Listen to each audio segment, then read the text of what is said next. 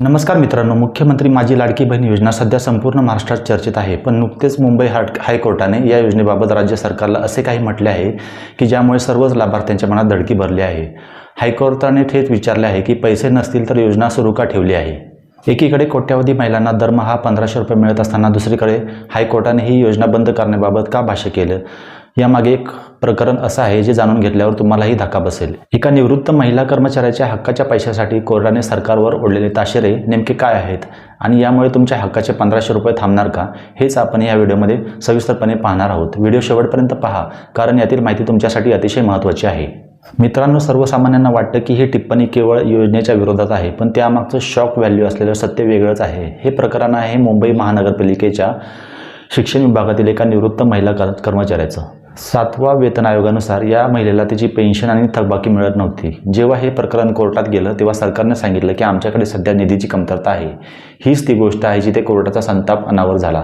कोर्टानं विचारले की जर तुमच्याकडे आपल्याच कर्मचाऱ्यांना पेन्शन द्यायला पैसे नाहीत तर तुम्ही लाडकी बहीण योजनेसारख्या नवीन योजनांवर कोट्यावधी रुपये कसे खर्च करत आहात.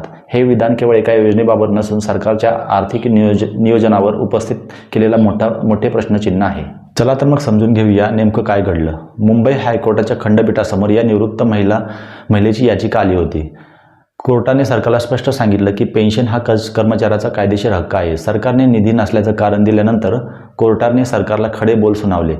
जर तुम्ही लाडकी बहीण योजनेसाठी निधी देऊ शकता तर ज्यांनी वर्षानुवर्षे सेवा केली आहे अशा कर्मचाऱ्यांचे पैसे का अडकून ठेवले आहेत. सरकारने कोर्टात आपली बाजू मांडताना सांगितले की आम्ही निधी उपलब्ध करण्याचा प्रयत्न करत आहोत, पण कोर्टाने त्यावर ताशेरे ओढले. कोर्टाचे म्हणणे होते की तुम्ही केवळ प्रसिद्धीसाठी किंवा लोकप्रियतेसाठी योजना जाहीर करू नका. जर तुमच्याकडे पैसेच नसतील तर ही योजना थांबवा, पण लोकांच्या हक्काचे पैसे द्या. मित्रांनो, इथे एक गोष्ट स्पष्ट करतो. हायकोर्टाने ही योजना बंद करण्याचा आदेश दिलेला नाही, तर त्यांनी सरकारला फटकारला आहे. त्यामुळे लगेच घाबरून जाण्याचं कारण नाही की योजना उद्याच बंद होईल, पण सरकारच्या तिजोरीवर किती ताण आहे हे यावरून स्पष्ट होते. आता तुमच्या मनात प्रश्न निर्माण झाला असेल की याचा हप्त्यावर काही परिणाम होईल का. आता हप्त्यांचे वाटप सुरू आहे. मात्र जर कोर्टाने भविष्यात अशाच प्रकारच्या प्रकरणांमध्ये कडक भूमिका घेतली तर सरकारला निधीचं नियोजन करताना मोठी कसरत करावी लागेल.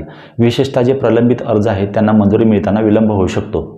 तर मित्रांनो, हायकोर्टाची ही टिप्पणी सरकारला एक मोठा इशारा आहे. एका बाजूला लोककल्याणकारी योजना आणि दुसऱ्या बाजूला सरकारी तिजोरीचं वास्तव. यात तुमचं काय मत आहे. सरकारने आधी कर्मचाऱ्यांचे पैसे द्यावेत की लाडकी बहीण योजनेचे पैसे सुरू ठेवावेत, कमेंटमध्ये नक्की सांगा. आणि हो, लाडकी बहीण योजनेच्या अर्जात जर काही चुका झाल्या असतील किंवा तुमचं नाव यादीत नसेल तर ते कसं दुरुस्त करायचं यावर एक मी विशेष व्हिडिओ घेऊन येणार आहे.